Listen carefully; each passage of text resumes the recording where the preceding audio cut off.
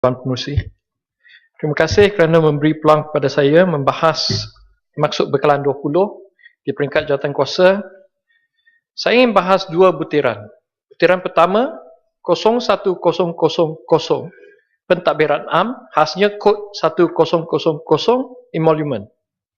Tuan Pengerusi, bagi tahun 2013, RM 30 juta disediakan untuk emolument. Tapi untuk tahun depan, 2014, emolument dipotong ke tahap 18 juta saja. Ini maksudnya potongan sebanyak 12 juta. Tuan Pengerusi, ini adalah satu potongan emolument yang sangat mendadak.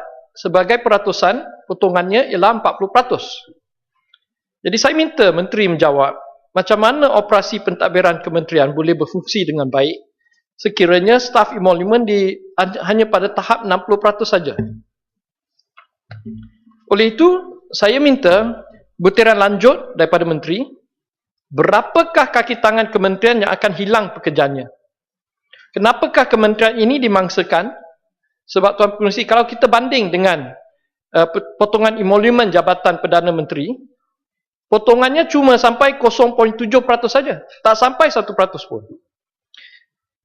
Tetapi kaki tangan Kementerian Komoditi kena potong 40%. Tuan Pengerusi, industri komoditi ladang khasnya kelapa sawit dan getah adalah industri yang sangat penting.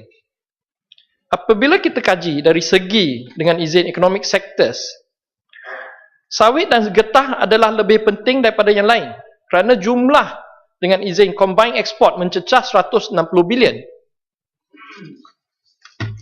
Ini bermakna ia lebih penting daripada Petronas kerana minyak Petronas akan kehabisan apabila reserve minyak sampai ke tahap kosong. Tetapi industri ladang adalah dengan izin sustainable dan berkekalan. Ia lebih penting daripada manufacturing. Kerana banyak syarikat manufacturing adalah kepunyaan syarikat luar negara. Ladang sawit dan getah kepunyaan 99% syarikat-syarikat Malaysia. Dari konteks itu, saya sangat hairan dan juga marah. Kenapa pada keseluruhannya, kementerian ini kena potongan bajet yang terbanyak sekali? Bandingkan bajet keseluruhan kementerian ini, 2013 adalah 2.9 bilion. Untuk 2014, ia turun ke 2 bilion saja. Potongan sebanyak 900 juta. Sebagai peratusan, untuk kita dapat konteks sebenarnya, potongan sebanyak 31%. Tuan Pengerusi, butiran kedua yang saya ingin bahaskan adalah butiran 070300. Skim Penstabilan Harga Minyak Masak ataupun COSS, Cooking Oil Stabilization Scheme. Bagi tahun 2013, peruntukan COSS adalah 1.5 bilion. Tapi untuk tahun depan, untuk 2014, COSS akan dipotong ke bajet 1 bilion saja. Potongan sebanyak 505 juta. Ini adalah potongan sebagai peratusan 33%. Tuan Pengerusi, COSS ni adalah satu jenis subsidi.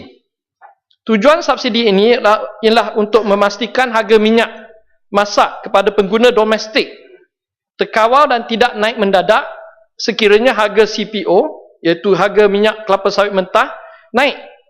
Dan COSS ini dibiayai oleh syarikat-syarikat sawit melalui satu cukai khas yang dikenali sebagai dengan izin windfall tax. Mengenai butiran 070300 ini, saya nak timbulkan 3 soalan subsidiary.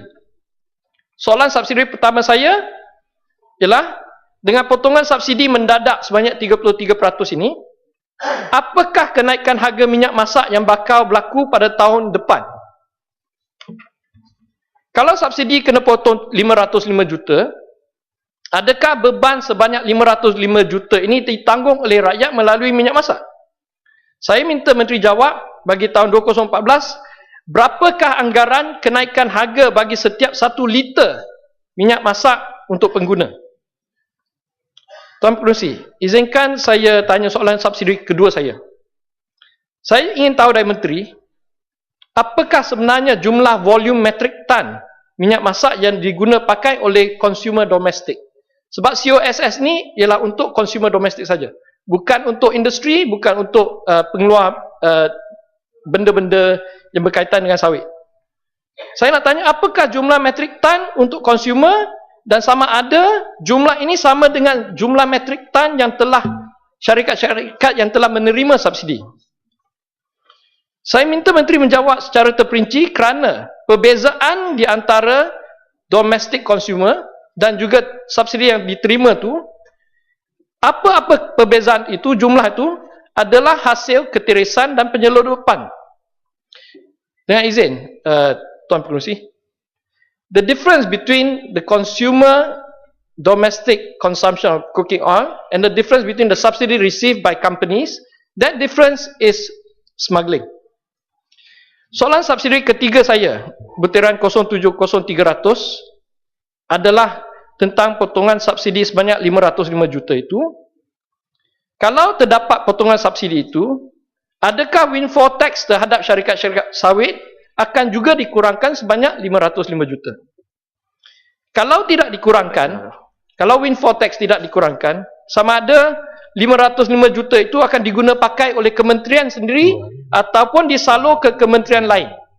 Ini sangat penting sebab isu COSS ni terdapat satu court case di mana terdapat bayaran windfall tax ini bukanlah sah. It's subject to appeal. Ya, Tuan Pengerusi. Jadi, Tuan Pengerusi, saya nak golong ni, isu minyak masak adalah sangat penting. Tuan Pengerusi, Kerajaya. Ya, silakan. Tani. Kerajaya menyebut tadi bahawa akan berlaku potongan subsidi sebanyak 500 juta untuk minyak masak. Yang mana semasa pembentangan pekan sebagai Menteri Keuangan tidak disebut seperti akan berlakunya terhadap subsidi gula. Adakah maksud di sini Kerajaya bahawa kenaikan gula mendadak disebabkan oleh tersebutnya isu ini semasa pembentangan bajet, tetapi minyak masak akan naik, apa pun jadi akan naik tahun depan walaupun ianya tidak disebut oleh menteri? Apakah itu maksud Kerajaya tadi? Maknanya rakyat akhirnya akan membayar harga minyak masak yang lebih pada tahun depan, maksud saya. Ya, terima kasih Sungai Petani. Ya, ini menjadi satu misteri kepada kita semua di Parlimen. Ya, kenapa tidak disebut? Sebab setahu saya, kalau potong 505 juta ni, pengguna akan suffer. Pengguna yang akan dibebankan. Ya, jadi itulah kita minta Menteri jawab secara terperinci macam mana. Saya tahu mekanisme COSS ni ada faktornya ialah tentang harga CPO. Ya, jadi dia ada formulanya. Tapi bila you potong 33% potongan subsidi, mustahil pengguna tak suffer. Mustahil pengguna tidak dibebankan. Baik Tuan Pengerusi, izinkan saya golongkan sekarang. Dalam bajet 2014, kita sudah lihat seperti apa Sungai Petani kata tadi, potongan subsidi kepada beras dan gula telah dilakukan. Ya? Dan potongan ini akan memang membebankan rakyat. Tetapi mengenai hal minyak masak, kita tak pernah dengar penjelasan yang terperinci lagi. Oleh demikian, saya minta dan harap Menteri akan memberi penjelasan penuh dengan izin, full disclosure kepada rakyat. Sekian, terima kasih. Ya, Jerlun.